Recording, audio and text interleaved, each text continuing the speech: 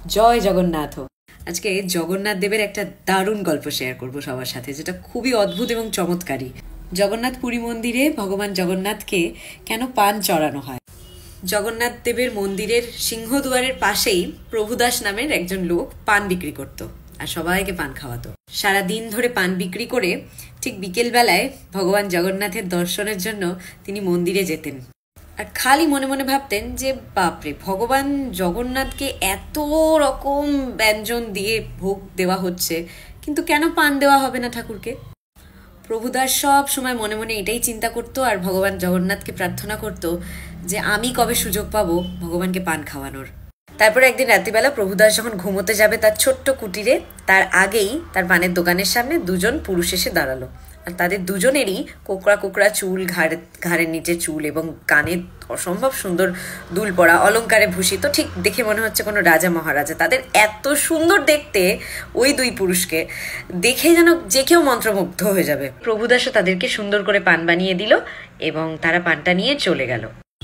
এভাবেই সেই দুই ব্যক্তি প্রতি রাতে প্রভুদাস শুতে যাওয়ার আগে তার কাছ থেকে পান খেয়ে চলে যেত, কিন্তু পয়সা দিত না। এভাবে একদিন রাতে মন্দিরের, জগন্নাথ পুরী মন্দিরের যে প্রধান পূজারী বলরাম দাস, তিনি তো পরম ভক্ত জগন্নাথ দেবের, তিনি যখন রাত্রিবেলা প্রভুর নাম জপ করতে করতে চারপাশে ঘুরছে, তখন সিংহদুয়ারের পাশে আমাদের প্রভুদাসের দোকানের সামনে দিয়ে দেখছে দুটো যুবক চলে যাচ্ছে। বলরাম দাস পেছন থেকে তাদেরকে দেখে ভাবছে, এনারা কারা? এই যুবকদেরকে তো আগে কোনোদিনও মন্দিরের আশেপাশে বা এই চত্বরে দেখিনি। সেদিন বলরাম দাস ব্যাপারটাকে অতটা পাত্তা না দিয়ে চলে গেছেন আবার প্রভুর নাম জপ করতে করতে। কিন্তু এইভাবে 3-4 দিন তিনি দেখছেন যে প্রত্যেক দিন রাত্রির হলেই ওই প্রভুদাসের ওই পানের দোকান থেকে দুজন যুবক চলে যাচ্ছে। এবার তার মনে কৌতূহল জাগে যে এদের তো কোথাও দেখি না, কিন্তু এরা রাত হলে কোথা থেকে চলে আসে। তারপরে গিয়ে প্রভুদাসকে জিজ্ঞেস করাতে প্রভুদাসের থেকে জানতে পারে যে প্রভুদাসও তাদের কাছ থেকে কোনোদিন পয়সাই চায়নি, বিনা দামে পান তাদেরকে দিয়ে যাচ্ছেন দিনের পর দিন। প্রভুদাস বলরাম দাসকে জানায় যে হ্যাঁ তাই তো, আমি তো পয়সা নিতেই ভুলে যাই, দামই নিতে পারি না। তাদেরকে এত সুন্দর, মনোমুগ্ধকর দেখতে যে আমার আমি হাঁ করে তাদের দিকে তাকিয়ে থাকি, আর ওইটা ওভাবে দেখতে দেখতে কখন ওরা গায়েব হয়ে যায় টের পাই না। এবার বলরাম দাস প্রভুদাসকে বলে যে তোমার তো এভাবে ব্যবসার ক্ষতি হয়ে যাবে গো, তুমি যদি রোজ রোজ টাকা না নাও। তুমি একটা কাজ করবে, আজকে রাতে তারা যখন আসবে তুমি বন্ধক হিসাবে তাদের চাদরটা রেখে নেবে, তাদের গায়ের যে সুন্দর চাদর বস্ত্র সেটা তুমি আটকে রাখবে, আর বলবে যতক্ষণ না তারা তোমার পানের দাম দিচ্ছে তুমি তাদেরকে চাদর ফেরত দেবে না। রীতিমতো রাত্রিবেলা তারা যখন পান খেতে এসেছেন আর দাম দেয়নি, তখন প্রভুদাস বলছেন না, আপনারা অনেক দিন বিনা দামে পান আমি দিয়ে ফেলেছি আপনাদেরকে, আজকে আপনাদেরকে আমার পানের দাম দিয়ে দিতে হবে।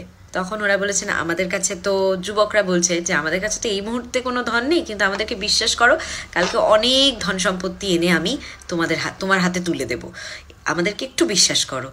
তো বলছে ঠিক আছে, আমি বিশ্বাস করতে পারি, কিন্তু আপনাদের বন্ধক হিসাবে গায়ের যে শীতের বস্ত্র, যে চাদরটা, সেই গায়ের শাল দুটো আমাকে দিয়ে যেতে হবে। প্রভুদাসের এমন কথা শুনে ওই দুই যুবক নিজের নিজের বস্ত্র গায়ের চাদরটা প্রভুদাসকে দিয়ে যায়।